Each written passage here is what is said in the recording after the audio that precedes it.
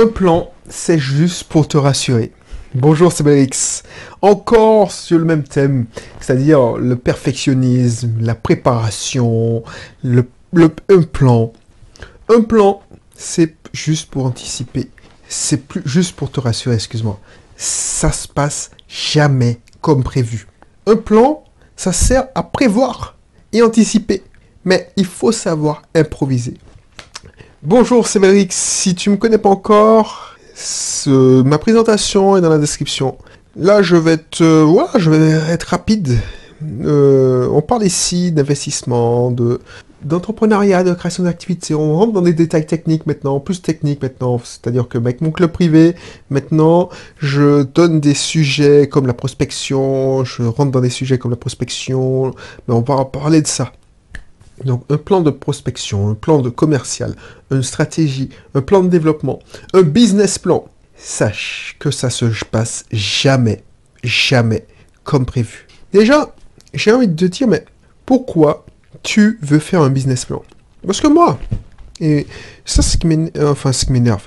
Moi, une erreur que j'ai faite, c'est que je croyais que, voilà, quand tu débutes, et je t'ai dit, tu essaies de faire le maximum possible. Tu essaies de te dire, tiens, je ne me focalise pas sur une cible, je veux faire des clients dans tout ce que je sais faire. Parce que, voilà, je sais pas qui va marcher. Et c'est ça qui est mauvais. Il faut prendre la niche la plus grosse, qui a le plus de potentiel, là où tu es le meilleur. Et c'est pour ça que tu vas faire un plan. Sauf que ça se passe pas comme prévu. Le plan va juste te servir à savoir où tu vas. Et ça va te servir à mettre des jalons où tu pourras checker, dire, ah ouais, ok, je suis à 50%, 30%.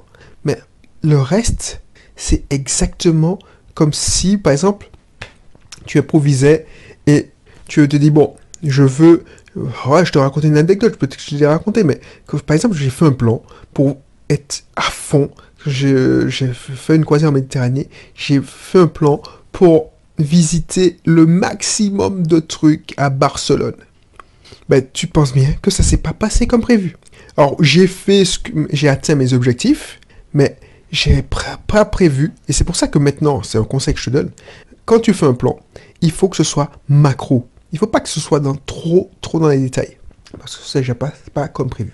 Dernièrement, on avait fait un plan avec mon épouse, on était allé prospecter, on était allé prospecter, je sais pas quel est quoi dit ça, mais on était allé dans un groupe de paroles.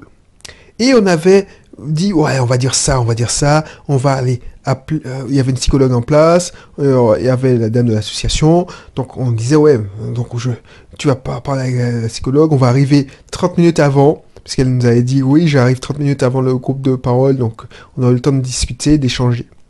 Ben, tu penses bien. Donc on avait pris 2 heures la veille pour réfléchir, savoir ce qu'on allait dire, qui allait dire, comment on allait le faire, les objectifs, donc ça c'est bien, tu fixes des objectifs, ça c'est hyper intéressant. Par contre, le plan qu'on avait fixé, ça s'est pas passé comme prévu. Donc du coup, les questions pour avoir des referrals, c'est-à-dire des références, je viens de la part 2. J'ai pu les avoir, j'ai posé mes questions, mais tout ce qu'on avait imaginé s'est retrouvé à l'eau. Parce que non seulement elle est arrivée juste à l'heure, donc on n'avait pas les 30 minutes pour discuter, échanger. Ensuite, la psychologue en question n'était pas du tout réceptive à nos arguments, et elle nous a pris pour des concurrents. Donc voilà. Alors peut-être qu'elle ne s'est pas rendue compte, mais elle n'était pas open. Donc on ne pouvait pas envisager de travailler avec elle, parce que si tu nous vois comme un concurrent, non, c'est le partenariat. Bref, c'est pour te dire que tu as beau prévoir tout, tu as dit je vais anticiper, je vais partir 30 minutes plus tôt, parce que ça se passe jamais comme tu l'avais prévu. Donc si tu essaies de prévoir dans les détails, le danger, c'est que tu perds tes moyens parce que ça passe pas. Par contre, là où je vois qu'il y a un intérêt quand tu fais un plan, c'est que tu vas pas au combat sans bâton. Tu vois que je te dis ça souvent. Tu vas pas au combat sans bâton, donc tu es vachement rassuré. Et à contrario, quand tu te prépares trop ton plan, et si ça se passe pas, tu perds tes moyens. Si tu ne te prépares pas, tu vas là, sans bâton, tu perds tes moyens parce que tu peux pas improviser en freestyle. Ne crois pas que les gens qui sont des commerciaux, qui ont la tchatch, n'ont improvisé comme ça du jour au lendemain. Non.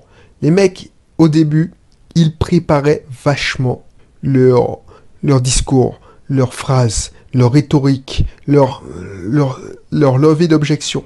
Pas fait du jour au lendemain. Pourquoi? Parce que au début, ils préparaient leur rendez-vous, ils avaient un plan.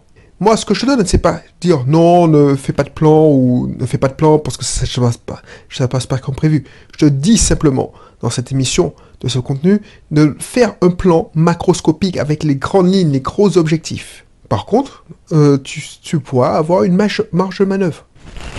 C'est ça qu'il faut retenir. C'est ça qu'il faut retenir. Donc je ne veux pas être plus long parce que voilà, je pense que tu as compris. Alors je crois que c'est l'une de mes émissions les plus courtes, mais voilà. Et du coup, si ça t'intéresse, le club privé est toujours en vente et à un prix dérisoire par rapport à ce que ça t'a apporté.